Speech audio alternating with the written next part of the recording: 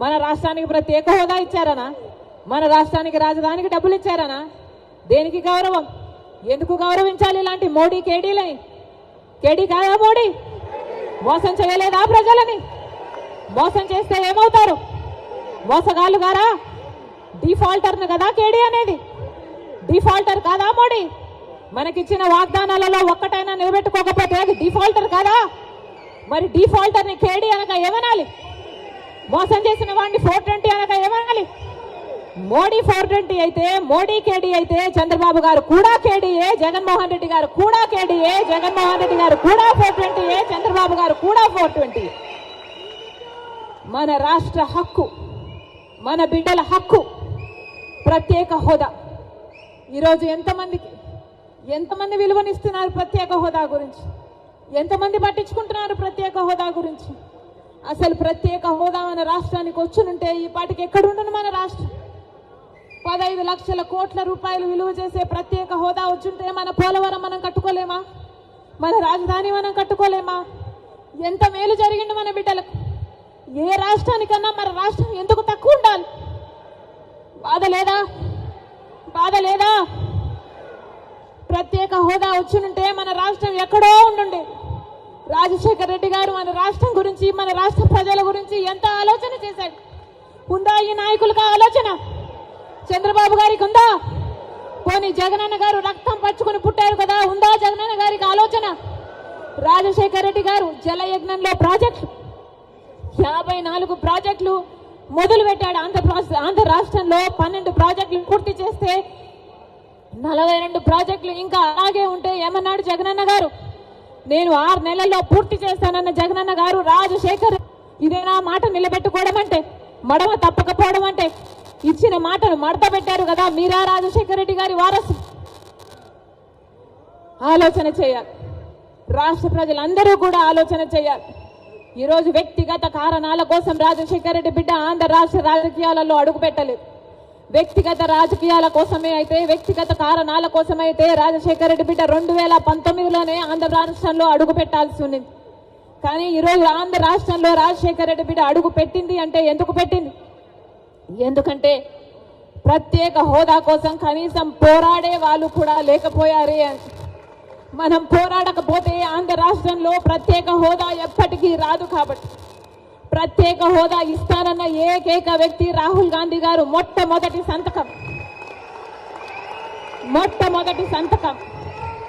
రాహుల్ గాంధీ గారు ప్రత్యేక హోదా మీద పెడతానన్నారు. కాబట్టి ఆ మాట పట్టుకొని రాజశేఖర రెడ్డి బిడ్డ ఈరోజు ఆంధ్ర రాష్ట్రంలో అడుగుపెట్టింది.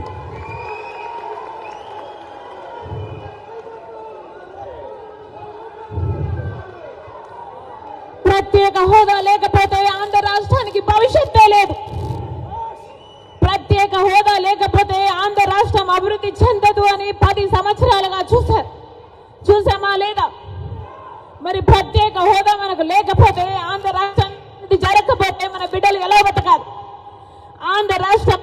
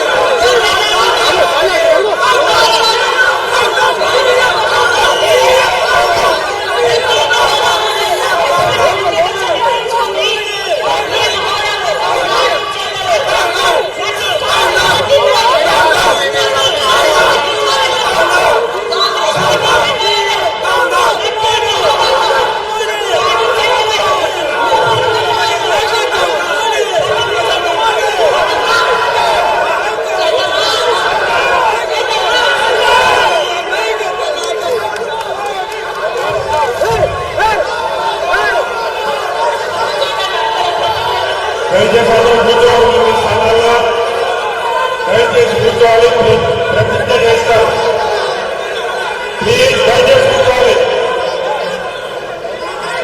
వినండి దయచేసి ప్రతిజ్ఞ కార్యక్రమం ఉంది ప్రతిజ్ఞ చేస్తారు